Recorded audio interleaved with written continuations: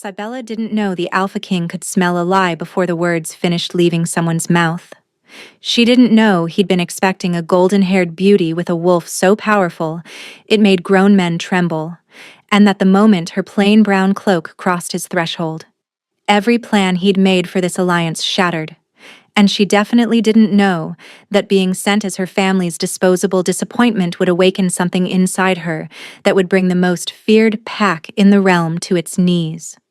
All she knew, standing in the great hall of Valdris Keep with her father's deceit still ringing in her ears, was that she had 3 days to convince a king not to execute her for a lie she hadn't told. 12 hours earlier, Cybella had been exactly where she belonged. Nowhere. The East Tower of Harken Manor had been her home for as long as she could remember. Not a prison. Her father was always careful to clarify. Simply quarters befitting her condition. The condition of being born under a blood moon. The condition of never manifesting a wolf when every other child in the bloodline shifted by 16. The condition of being so thoroughly ordinary that her own mother had wept at her naming ceremony, mourning the daughter she'd expected instead of the one she'd received. Cybella had stopped expecting anything different years ago. She spent her days in the tower's modest library, reading texts her tutors had abandoned when it became clear she'd never need political training. She took her meals alone, brought by servants who avoided her eyes, not from cruelty, but from the particular discomfort people felt around those marked by misfortune. As if her curse might be contagious. Her sister Orinthia visited sometimes. Golden Orinthia, with her amber wolf and her sunshine laugh, and her face that made poets weep. She'd sweep into Cybella's tower in a cloud of expensive perfume, chattering about suitors and gowns and the terribly important alliance father was arranging with the Valdris pack. "He's supposed to be a monster, you know," Orinthia had said just last week, examining her reflection in Cybella's window. "The Alpha King. They say he killed his own uncle to take the throne, tore his throat out with his bare teeth." She'd shuddered delicately. "But father says his territory controls the mountain passes, so I suppose I'll have to endure him." Cybella had said nothing. What was there to say? Orinthia would marry a king, monster or not. Cybella would remain in her tower until her father found some minor lord desperate enough to overlook her deficiencies in exchange for the Harken name. That was the order of things. Predictable. Unchangeable. Until the night everything changed. She'd been reading by candlelight when the door burst open, not a servant's polite knock, but the violent crack of wood against stone. Her father stood in the doorway, his face purple with rage, 2 guards flanking him like he expected her to run. "Get up," Lord Harken snarled. "Pack what you can carry, you leave at dawn." "Father, I don't understand." "Your sister," he spat the word like poison, "has made herself unavailable for her duties. Selfish, stupid girl. After everything I've done, everything I've planned." He stopped himself, visibly wrestling for control. "The Alpha King expects a bride tomorrow. He will receive one." Cybella's blood went cold. "You can't mean—" "You will go to Valdris. You will present yourself as my daughter. And you will pray that the king values this alliance enough to overlook what he's actually receiving." The insult barely registered beneath the terror. "He'll know, father. The moment he sees me, he'll know I'm not Orinthia." Lord Harken smiled then, thin and cruel. "Then I suggest you find a way to make yourself useful before he decides you're not worth the trouble." He left without another word. And Cybella, who had spent 22 years learning to expect nothing, realized she'd been wrong. She should have expected this, to be sacrificed when something more valuable needed protecting. The great hall of Valdris Keep was nothing like the elegant receiving rooms of her father's manor. Where Harken Manor favored gilt and silk and the soft prettiness of southern architecture, this place was hewn from the mountain itself. Dark stone walls, iron chandeliers thick with half-melted candles, and pelts of massive wolves covering every surface. The air smelled of pine smoke and something wilder, something that made the hollow space where Cybella's wolf should have lived ache with strange longing. She'd been escorted here by Valdris guards who hadn't spoken a single word during the 2-day journey. They'd looked at her when she'd emerged from her carriage, looked at her brown hair and unremarkable features and travel-stained cloak, and something had flickered across their faces. Confusion, then suspicion, then a careful blankness that was somehow worse. They knew. Of course they knew. Everyone in the realm knew what Orinthia Harkin looked like. Bards wrote songs about her. Painters begged to capture her likeness. Sibella looked like a servant who'd stolen her mistress's seat. Now she stood in the center of that cavernous hall, surrounded by wolves who'd gathered to witness their king receive his bride, and felt every single one of their eyes measuring her, finding her wanting. 3 days, she reminded herself. Father said I have 3 days to prove useful. I just need to survive 3 days. Then the crowd parted, and she forgot how to breathe. The Alpha King descended from a stone dais at the far end of the hall, moving with the fluid grace of a predator who'd never needed to rush. He was tall, far taller than she'd expected, with shoulders broad enough to block out the torchlight behind him, and hair the color of a midnight sky, cropped close at the sides, but longer on top, falling across a forehead marked by a thin scar. His features were severe. Sharp cheekbones, a jaw that could have been carved from the same stone as his fortress, and a mouth set in a hard line that suggested he'd forgotten how to smile years ago. But it was his eyes that stopped her heart. Pale gray, almost silver, like winter moons trapped in a human face, and they were fixed on her with an intensity that made her want to flee, to drop to her knees, to do anything other than stand there as he approached with that silent, lethal stride. He stopped 3 feet away, close enough that she could see the faint stubble along his jaw, the way his nostrils flared slightly as he inhaled. Smelling me, she realized with a jolt of panic. He's scenting me. You are not Orinthia Harkin. His voice was low, rough-edged like gravel wrapped in velvet, and it wasn't a question. The hall went deathly silent. Sibella's throat closed. Every instinct screamed at her to lie, to spin some tale about illness or transformation or mistaken identity. But something in those winter moon eyes told her he would know, that he already knew, and this was simply her chance to confirm exactly how foolish her father thought him. No, she said quietly. I'm not. A murmur rippled through the watching crowd. The guards who'd escorted her shifted, hands moving toward weapons. The Alpha King didn't blink. Who are you? Sibella Harkin, Orinthia's younger sister. She lifted her chin, refusing to cower even as terror clawed at her chest.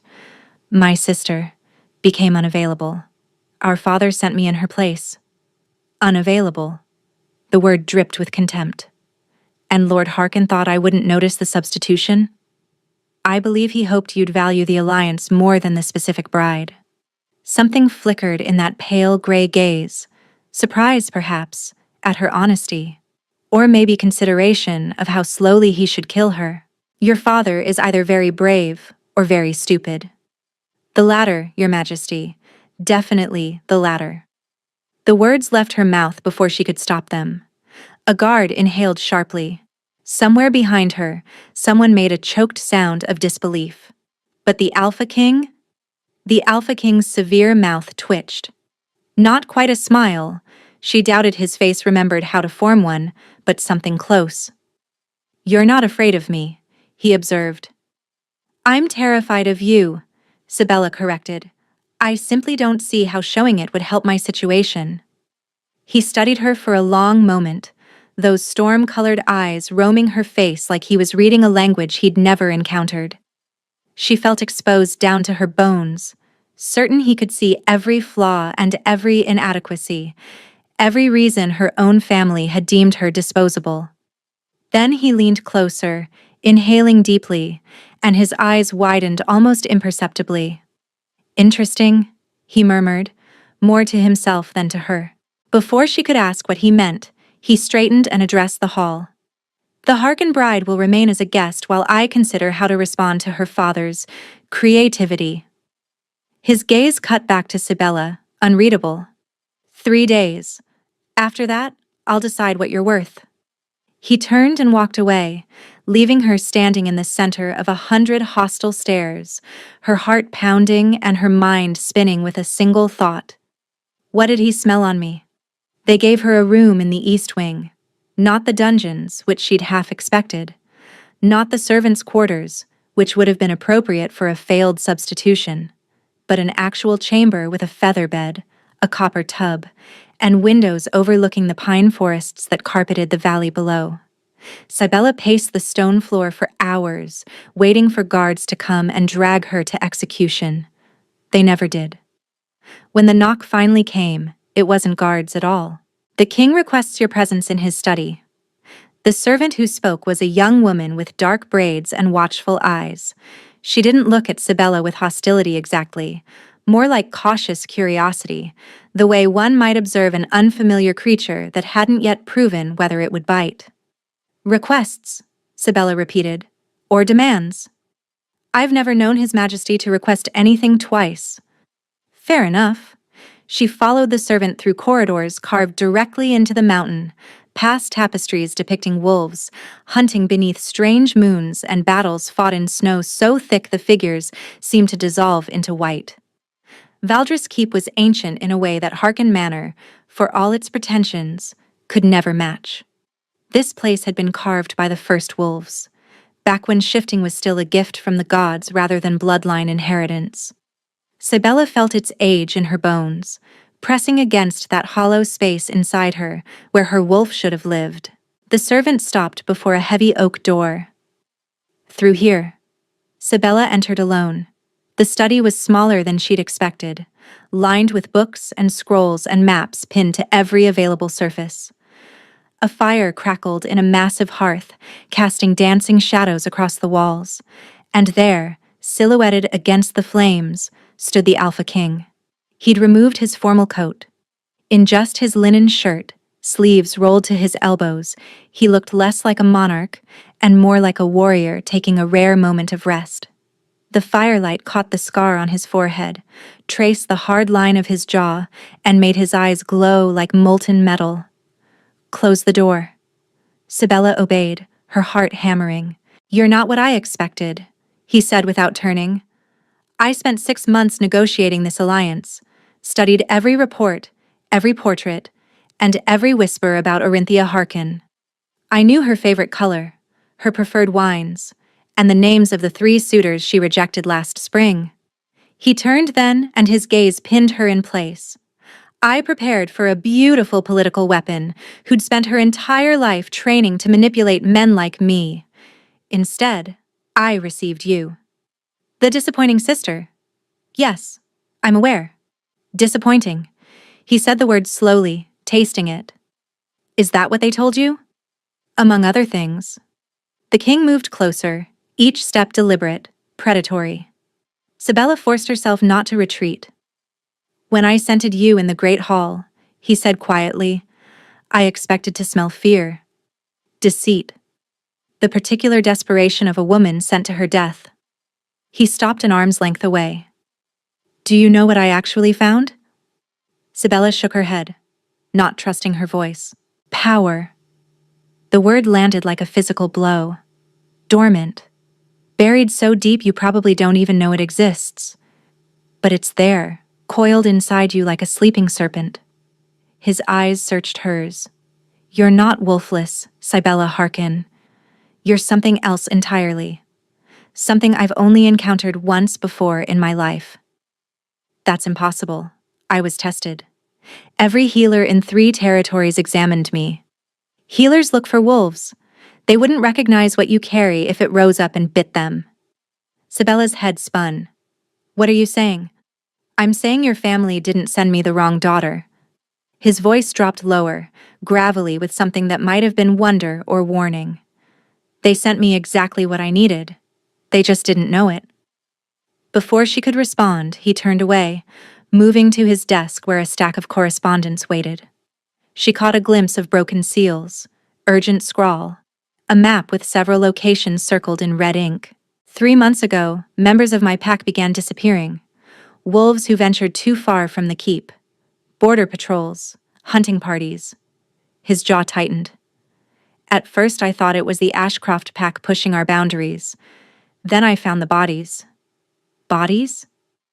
Drained. Not of blood. Of something else. Their wolves torn out of them while they still lived. He looked at her over his shoulder, and she saw it then. Beneath the controlled ferocity, exhaustion carved into every line of his face. 15 wolves dead, my people, my responsibility. And every seer, every tracker, every gifted wolf I've consulted has found nothing. The trail goes cold before it begins. Understanding dawned, terrible and thrilling at once. You think I can find them, whatever's doing this? I think you have a gift that's been suppressed your entire life, one that might see what others cannot. He faced her fully. I think your family locked you in a tower because they sensed what you were and didn't understand it. I think they called you broken because you made them afraid. Sabella's throat tightened.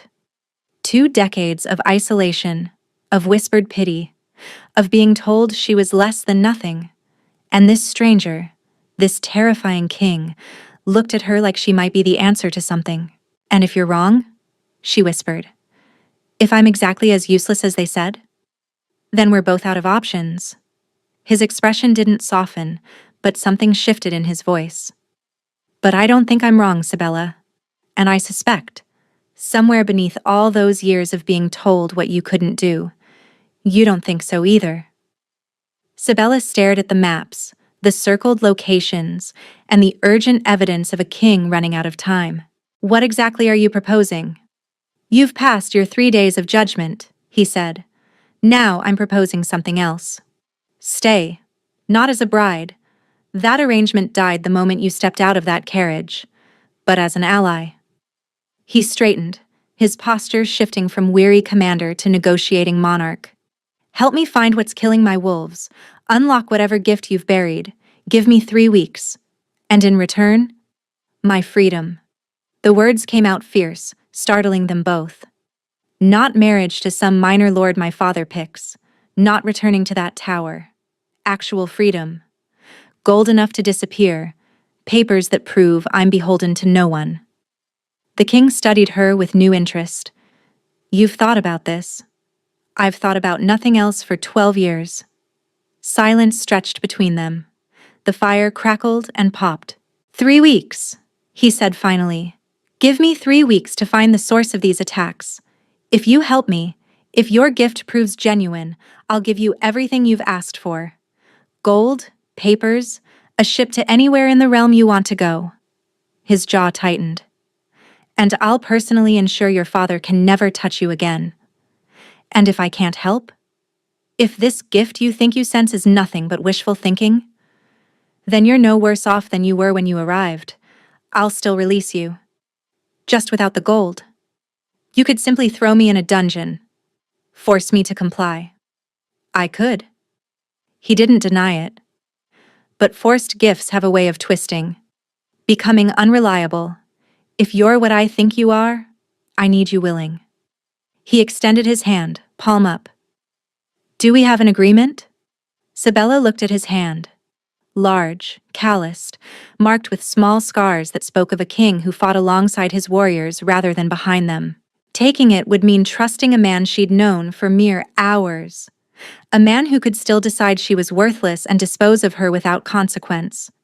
But staying meant a chance to discover what she truly was. To prove that every cruel whisper, every pitying glance, every locked door had been wrong. She clasped his hand. The moment their palms touched, something crackled through her. A pulse of energy so sharp she nearly jerked away. It felt like lightning trapped beneath skin, like every nerve in her body suddenly waking from a long sleep. Her vision flickered, and for one disorienting heartbeat, she saw him differently. Shadows and light intertwined, a wolf made of silver flame burning just beneath his human surface, and wounds.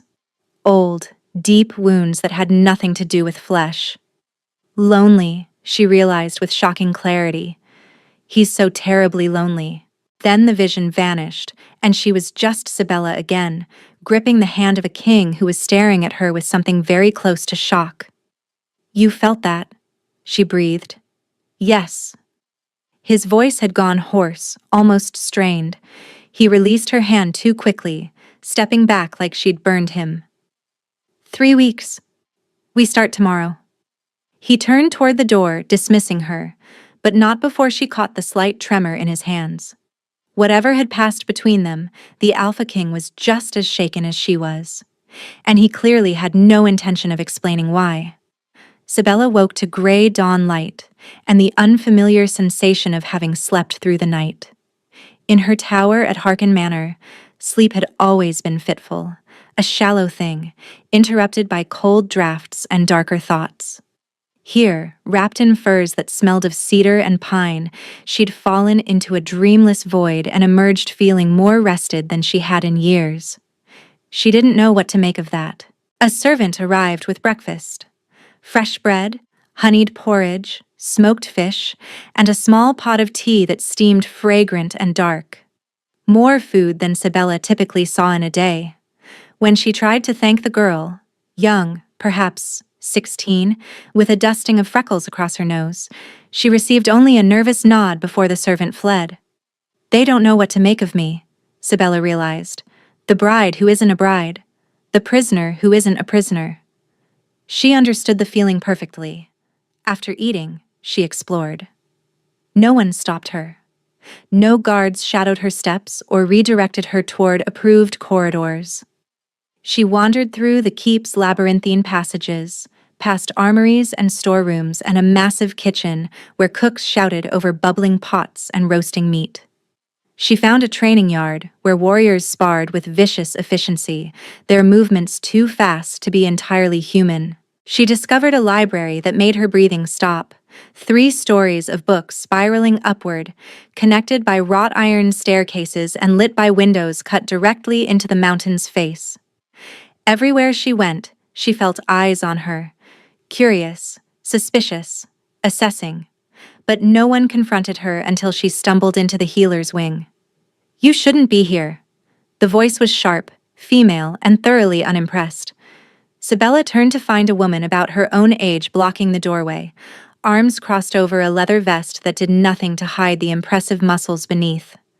Her hair was shorn close to her skull, and a jagged scar ran from her left temple to her jaw, bisecting her eyebrow and giving her a permanent expression of skeptical challenge. "I was just exploring. This wing is for the injured. Unless you're bleeding somewhere I can't see, turn around." Sibella bristled. "The king told me I could move freely." "The king says many things." The woman stepped closer, and Sibella caught the faint shimmer in her eyes that marked a wolf close to the surface. "But I'm Isolde, head of the king's personal guard. His safety, and the safety of everyone in this keep, is my responsibility. So when a stranger with no wolf and a suspicious story starts wandering into sensitive areas, I take notice." "I don't have a suspicious story. My father's deception is hardly a secret." "Exactly." Isolde's eyes narrowed. "Your father sends a substitution bride to a king whose wolves are dying, and we're supposed to believe it's coincidence? That you just happened to arrive when we're most vulnerable?" The accusation hit like cold water. "You think I'm involved in the attacks?" "I think it's convenient. I think you claim to have no wolf, which means you can't be scented for lies the way the rest of us can. I think—" "Isolde." The new voice came from behind Sibella, and she didn't need to turn to know who it belonged to. That low, rough-edged timbre had already imprinted itself somewhere in her memory. The Alpha King moved past her, positioning himself between Sibella and his guard, with a casualness that somehow made it more pointed. "I believe I gave orders that our guest was to be treated with courtesy." "Courtesy doesn't mean stupidity, Varen." Isolde didn't back down, though something in her posture shifted. Not submission, but the slight recalibration of one warrior acknowledging another. "She could be a plant, a distraction, She's not. How can you possibly—" "Because I would smell it." The king's voice dropped to something quieter and far more dangerous. You question many things, old friend, and that's why I keep you close. But do not question my ability to detect a threat. A long moment passed. Then Isolde inclined her head, the barest acknowledgement. Fine, but I'm watching her. I'd expect nothing less. Isolde shot Sibella one final look. We're not finished, and strode away down the corridor. When she was gone, the king turned. In daylight, his features seemed less severe, though no less striking. Dark shadows beneath his eyes suggested he'd slept even worse than she had. Forgive Isolde. She's protective. She thinks I'm a spy. She thinks everyone is a spy until proven otherwise. It's kept me alive more than once. He gestured down the corridor. Walk with me. There's something you need to see.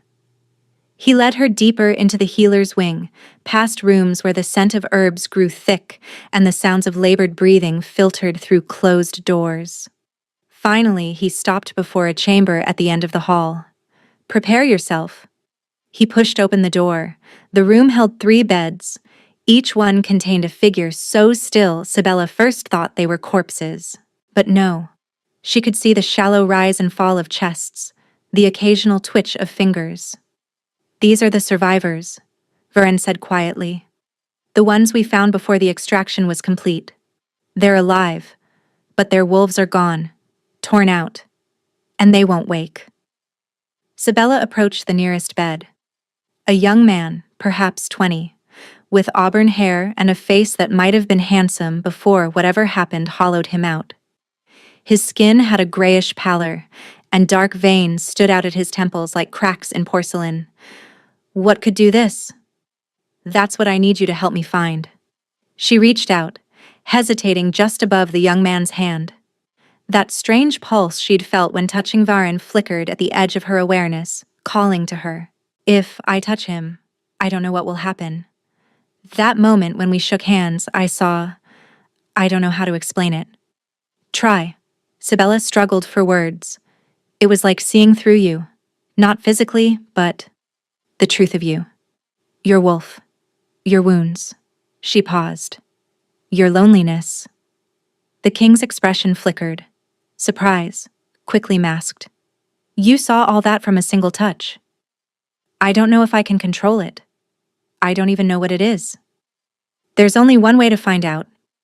She looked at the young man's slack face, the dark veins, and the evidence of something monstrous. Then she thought of 2 decades spent being told she was empty, powerless, and wrong.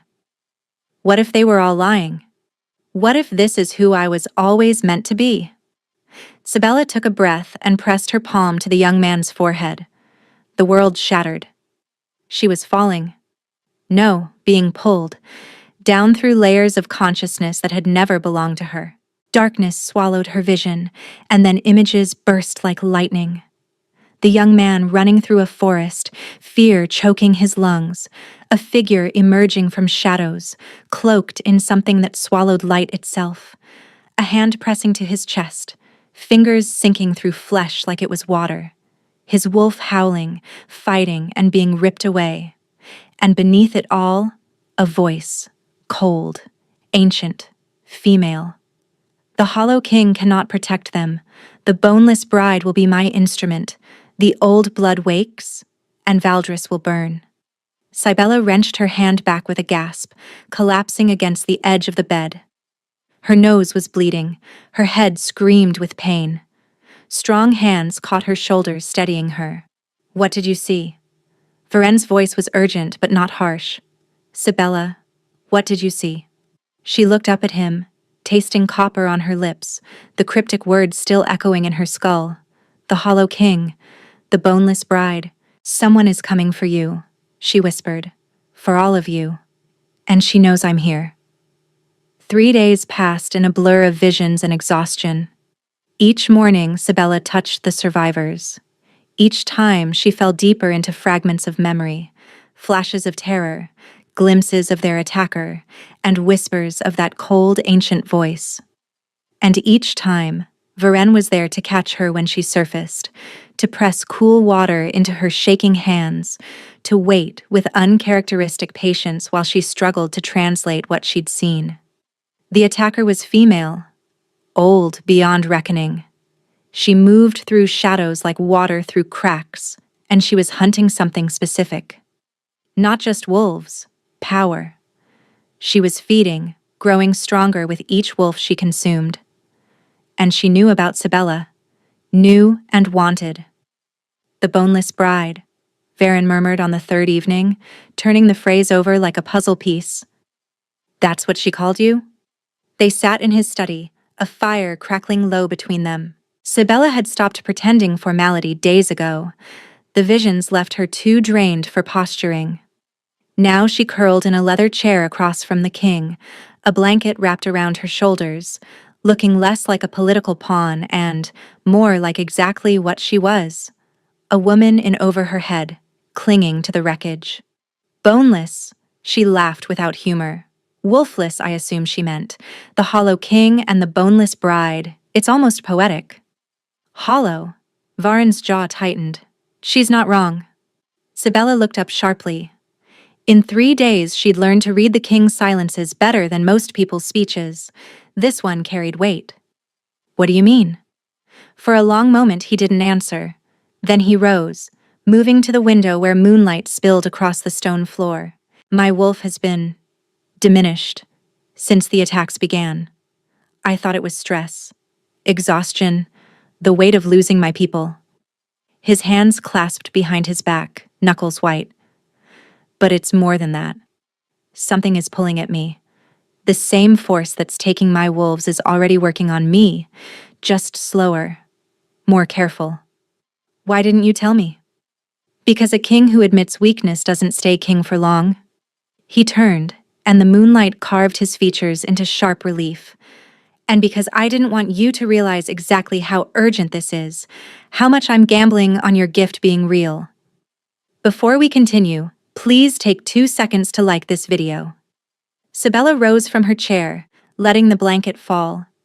She crossed to him slowly, giving him time to retreat, to rebuild those walls she'd watched crumble piece by piece over the past days. He didn't move.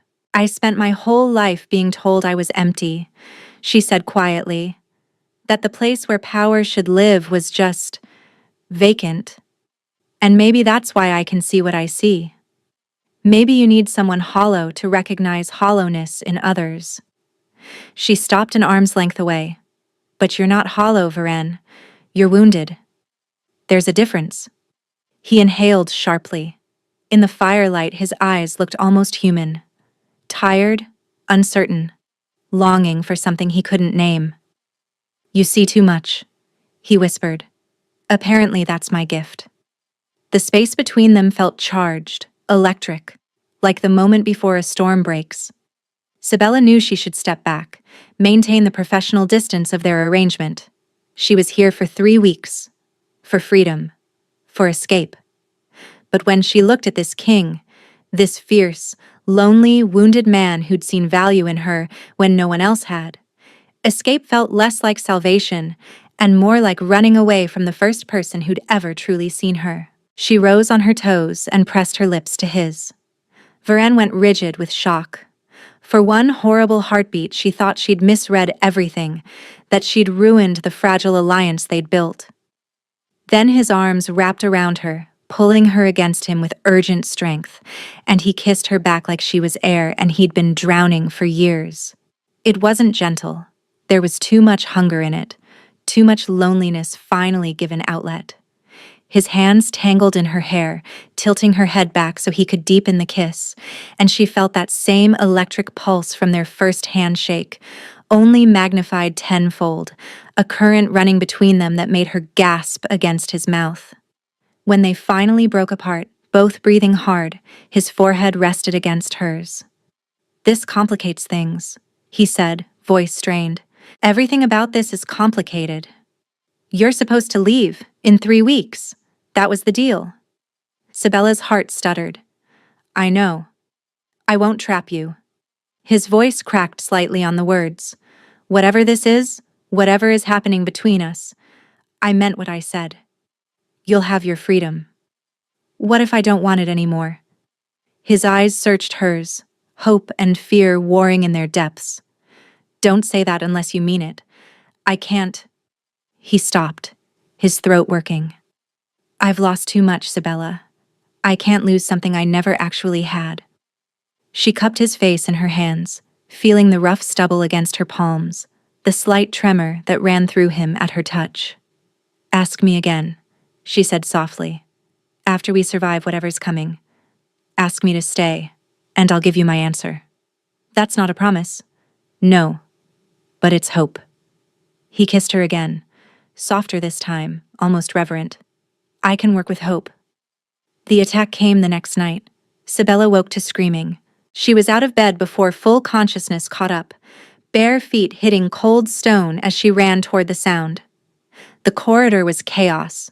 Servants fleeing, guards shouting, the acrid smell of smoke and something darker. Something that made her hollow core ache with recognition. She's here. Varen appeared at the end of the corridor, half-dressed, a sword in his hand and murder in his eyes. The east wall, he barked at a passing guard. How many? Just one, Your Majesty, but she's... The guard's voice broke. She's walking through our wolves like they're nothing. Sibella grabbed Varen's arm. It's her, the one from my visions. I know. His jaw was set, his eyes already distant with battle calculation. Stay here. Lock yourself in my study. Don't come out until... No. Sibella. She knows me, Varen. She called me by name in those visions. Whatever she wants, I'm part of it. Sibella held his gaze, refusing to flinch. If I hide, people die. If I face her, maybe I can learn why she's doing this, how to stop her. Or she kills you. Then at least I'll die knowing what I actually am, instead of hiding from it like I did my whole life. A roar echoed from somewhere distant. Wolves in combat, pain and fury mingled together. Varen flinched like the sound had struck him physically. If I tell you to run, he said finally, you run. No arguments. Agreed. They ran together through corridors that grew darker the closer they got to the fighting. Torches flickered and died as they passed, shadows pooling in corners like living things. Sibella felt that cold presence growing stronger, pressing against her awareness like ice against skin. The east courtyard was devastation. Wolves lay scattered across the stones, some dead, others writhing in that horrible gray-veined stasis she recognized from the survivors. In the center stood a figure cloaked in darkness that moved independently of the wind, her face hidden beneath a hood that seemed to swallow light itself. But it was her hands that drew Sibella's horror-struck attention. They were buried wrist-deep in a young wolf's chest, sunk through flesh like it was water. And she was pulling something out. A silvery essence that thrashed and howled as it was torn free. Ah! The figure's head turned toward them, and Sibella glimpsed ancient eyes in a face that might once have been beautiful before centuries of hunger carved it into something monstrous. The Hollow King arrives, and he's brought my instrument. Varen shifted, his form blurring, bones cracking, and then a massive silver wolf stood where the man had been, lips peeled back in a snarl that echoed off the stone walls. The woman laughed. Still trying to be strong, little king? I've been feeding on your wolves for months. Your pack weakens while I grow fat on their power. She released her current victim, letting the body crumple, and spread her arms wide. But the bride, the boneless bride with the waking blood, she's why I truly came. What do you want with me? Sibella's voice came out steadier than she felt. Want? The woman drifted closer, shadows trailing behind her like a gown. I want what your ancestors stole from mine, child. I want the gift that should have been my birthright. I want to finish what I started 400 years ago, when I first learned to take power from those too weak to keep it. 400 years. This creature was ancient, immortal, and somehow connected to Sibella's bloodline. I don't know what you're talking about. No, you wouldn't. They buried it so deep, bred it out generation by generation, until finally a child was born with the old blood so dormant everyone assumed it was dead. The woman's smile was terrible. But I could smell it across 3 territories. The power of the first seers. sleeping in a girl they locked in a tower because she made them afraid. Varen lunged. The woman flicked her wrist and Shadow slammed into him mid-leap, hurling him against the courtyard wall with a crack that made Sibella scream. "Don't interfere, little king. This doesn't concern you." The woman turned back to Sibella, reaching out with one corpse-pale hand. "Come with me willingly, child. Let me show you what you truly are. I'll unlock every gift they suppressed, teach you to see through time itself. You could be a goddess among mortals. And if I refuse? Then I'll take what I need from your corpse. It's messier that way, but the power remains." Behind the woman, Sibella saw Varen struggling to rise, his wolf form flickering as he fought against whatever force pinned him. Blood matted his silver fur, but his eyes were fixed on her with fierce trust. "Run," that look said. "Please run." But Sibella was done running. "You want my power?" She stepped forward toward those reaching hands, watching hunger and triumph bloom across that ancient face. "Then come and take it." The woman's hand closed around Sibella's wrist, and Sibella opened, not pulled, not ripped like the wolf essence she'd seen extracted from others. She made a choice in that split second. Instead of resisting the connection, she welcomed it. Let it flood both ways. And she saw. The woman's name was Thessaly, and she'd once been like Sibella, a seer born to a powerful line, gifted with visions that showed truth beneath surface. But 400 years ago, jealous of her sister's greater power, she discovered a way to steal gifts from others, to consume them, to become something no longer human. She'd murdered her way across kingdoms before Sibella's ancestors, the first seers, a line of prophets so powerful kings trembled before them, had bound her, locked her essence away in a prison beneath the mountains, a prison that had finally weakened enough to let her escape, and now she needed the blood of a first seer to complete her transformation, to become truly immortal, unstoppable. "You understand?" Thessaly's voice echoed in her mind, pleased. "Good. Then you know resistance is pointless." "No," Sibella thought back, feeling her own power unfurling for the first time, not dormant, not suppressed, but finally, fully awake. "I understand what you're afraid of." Because she saw that too, in the flood of memories. The binding that had trapped Thessaly for 4 centuries hadn't been created through violence, it had been created through sight, a seer powerful enough to look at Thessaly's true essence and speak what she saw. The first seers hadn't just predicted the future, they'd defined it. Their words had weight. Their visions became reality. And Sibella, last daughter of that broken line, had just discovered she'd inherited the same gift. Number. Thessaly's presence in her mind turned frantic, clawing. You don't know how." Sibella opened her mouth and spoke. "I see you, Thessaly of the Hollow. I see the sister you murdered for power. I see the thousands you've consumed. I see the emptiness that will never be filled, no matter how many wolves you devour." Her voice resonated strangely, echoing with harmonics that didn't belong to human speech. "And I see your end." The courtyard erupted in light. Sibella had never felt anything like this. Power poured through her, not hers exactly, but channeled through her, borrowed from somewhere ancient and vast. The visions that had always come in fragments now crystallized into perfect clarity. She saw past, present, and future simultaneously. Thessaly's centuries of murder, the wolves she could still save if she acted quickly enough, the moment approaching where everything would be decided. And she saw Varen, finally breaking free from the shadows that pinned him, shifting back to human form and staggering toward her with raw determination. "Don't touch me," she called out, her voice still carrying that strange resonance. "Not until it's done." "Sibella, trust me." He stopped. Blood ran down his face from a gash on his forehead, and his body shook with exhaustion. But he trusted her. Despite everything, against all logic, he trusted her. Thessaly screamed, a sound of pure rage that shattered windows throughout the courtyard. The shadows around her writhed, coalescing into weapons, blades, claws, reaching hands. You think speaking pretty words will stop me? I've devoured seers before. Your gift dies with you. My gift isn't just sight. Sibella's understanding crystallized as she spoke it aloud. It's truth.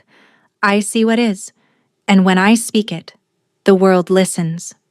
She raised her hand toward Thessaly, feeling the power building to an almost unbearable peak. I see the bonds your sister wove around you 4 centuries ago. I see them still holding, even now, frayed but unbroken. Thessaly faltered. That's impossible. I escaped. You leaked. Through cracks. Partial, weakened, desperate for enough power to break fully free. Sibella's voice rose. But the prison remains, and I see the door. You wouldn't dare. If you seal me again, you seal yourself too. The power required would kill me. I know. I can see that too. Varen made a broken sound. Sibella, no. But Thessaly laughed, ugly and triumphant. Then we've reached an impasse, little seer. You won't sacrifice yourself for a pack that isn't even yours. For a king you've known less than a week. Sibella felt the truth of it pressing against her. Thessaly was right. The sealing would require everything Sibella had. Every drop of power, every fragment of life force. She would burn herself out like a candle thrust into a bonfire, except she looked at Varen, at the wolves scattered across the courtyard, at Isolde, who'd appeared in the doorway with a squad of warriors, ready to fight a battle they couldn't win. She looked at a kingdom that had given her more kindness in 1 week than her own family had in her entire life. And she looked deeper. Past the obvious, into the truth beneath.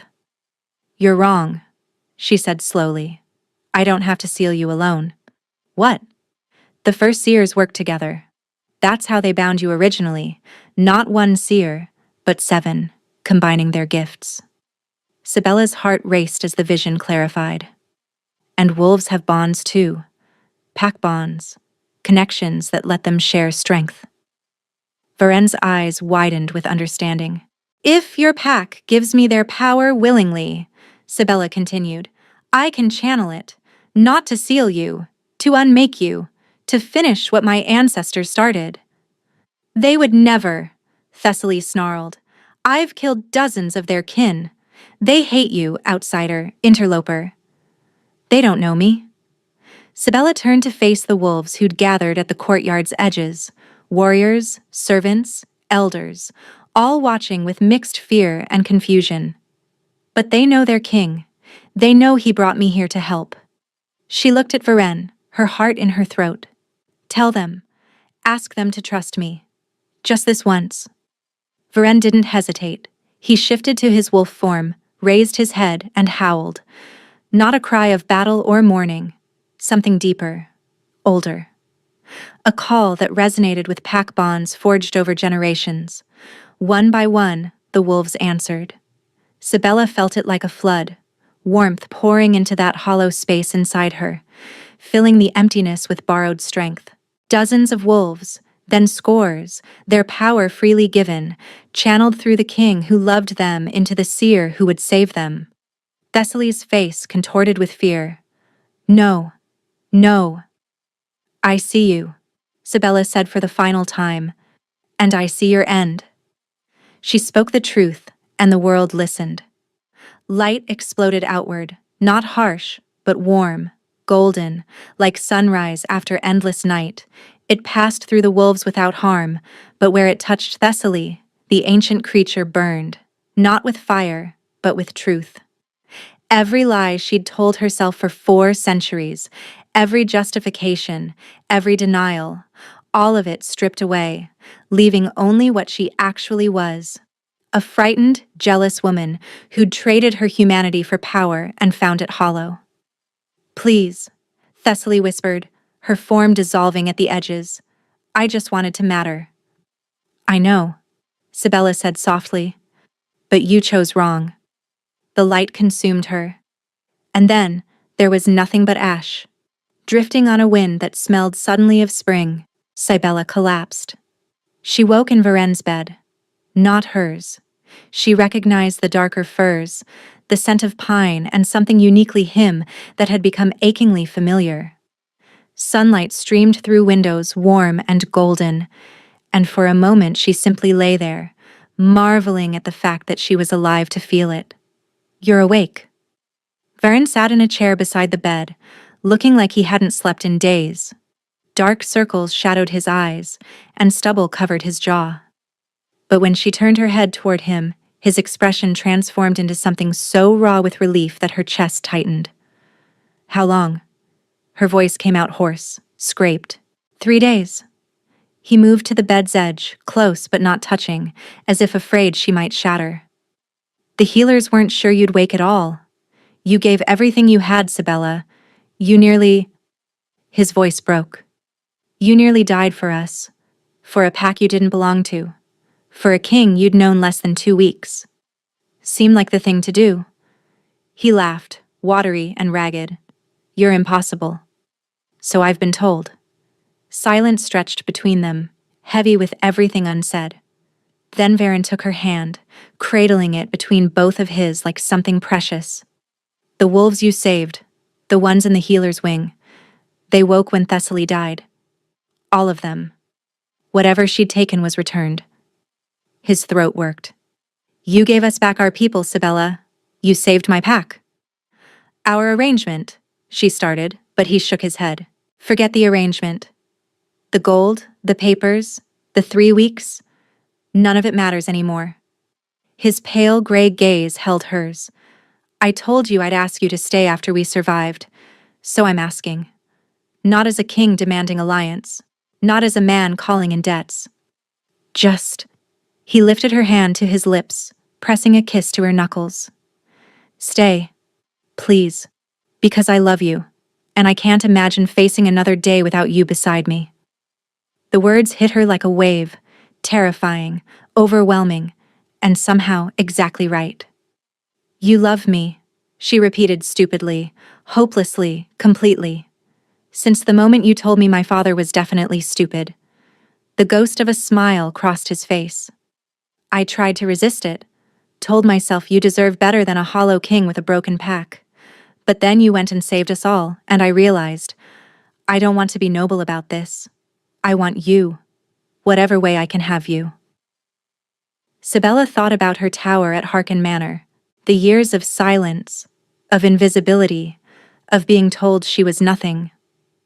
Then she thought about this place, this harsh, beautiful fortress where a king had looked at her and seen treasure where others saw trash, where she'd discovered power she never knew she possessed, where she'd finally become herself.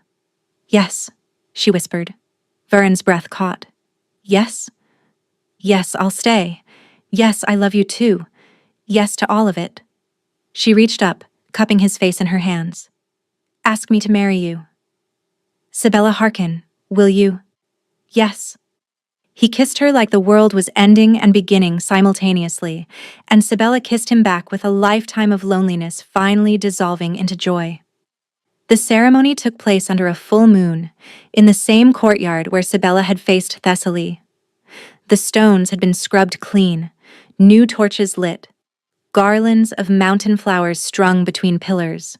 But traces of the battle remained, scorch marks that wouldn't fade, cracks in the flagstones where power had erupted. Cybele was glad. She didn't want to forget what it had cost to get here. She wore silver at Varen's request, a gown that flowed like water, catching the moonlight until she seemed to glow from within.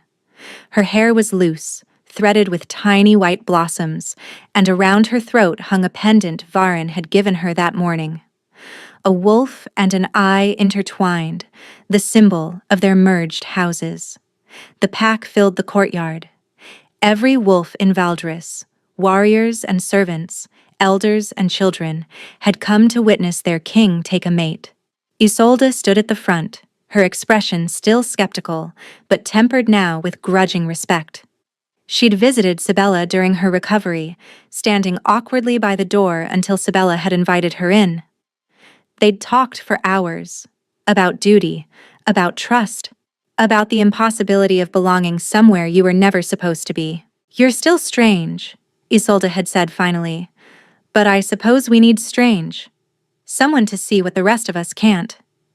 It was, Isabella had realized, the closest thing to acceptance she was likely to get. Now, standing before the assembled pack, she watched Varen approach.